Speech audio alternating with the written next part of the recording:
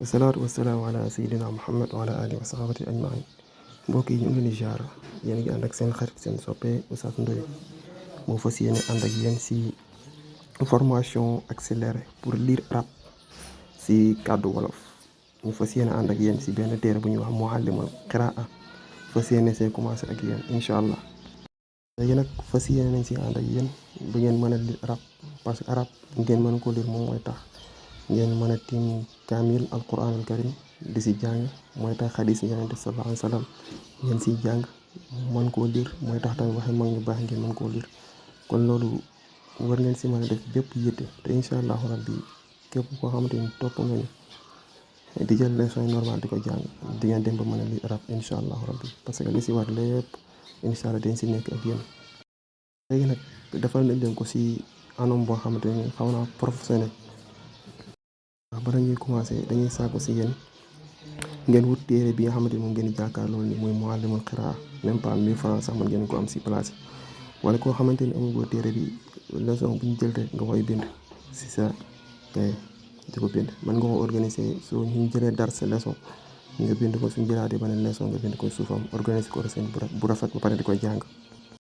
nag comme que formation accélérée lañ wax, bëgg ànd ak yéen si anam bu gaaw a gaaw pour ngeen gaaw mën a lire arab incha allah. pour ñu commencer dañ leen di expliquer ngeen comprendre arab dafa am ñeenti façon masque. léegi ñeenti masque yi bu si njëkk moom mooy fataxa, bi nekk suuf moom mooy kasara, bu dëng bi moom mooy damm, ba moom mooy sukkoon ba mel ni zéro. léegi nag pour nga lire arab nag il faut que ñeenti yi nga xàmmee ko, masque bu nekk nga xàmmee ko.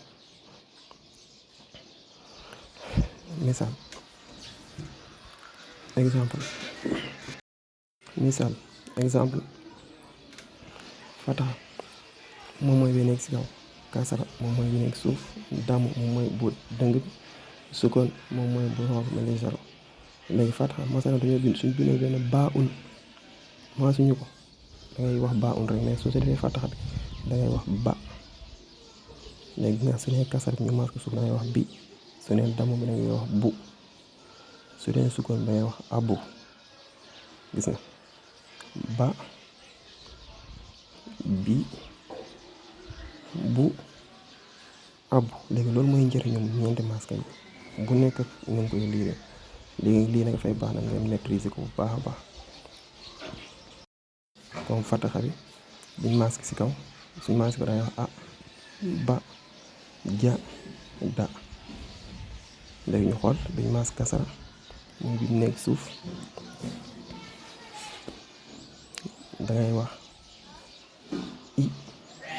i, bi, ji, di. léegi ñu xool biñ masque damm bi mooy bu roo bi, bu dëng bi dangay wax u, bu, ju, du. ñu xool biñ masque sukkoon mooy bu mel ni zéro dangay wax e, abu, aj, ad. gis ngeen c'est simple soo leen ko maîtriser te léegi ngeen mën a di arab incha allah rabbi soo leen ko respecté te léegi yii nag pour nga xàmmee ko nag ñeenti masque yi nag moom mooy tax ngay mën a boole xarafi nag di créer ay tur ay nom bu nekk. gis nga comme suñ jëloon da bi ak ba bi boole ko, da ak ba dañuy am daba. gis nga léegi soo jëlee ba bi ak da bi boole ko nga am bada. gis nga léegi noonu la ñuy boole. masalan soo jëlee i bi ak bu bi boole ko da ngay am ibu, jëlee i bi ak bu bi nga am ibu. léegi loolu mooy njëriñu xarafi nag. soo jëloon a bi nga boole ko ak abbu ak du bi da ngay am ab du,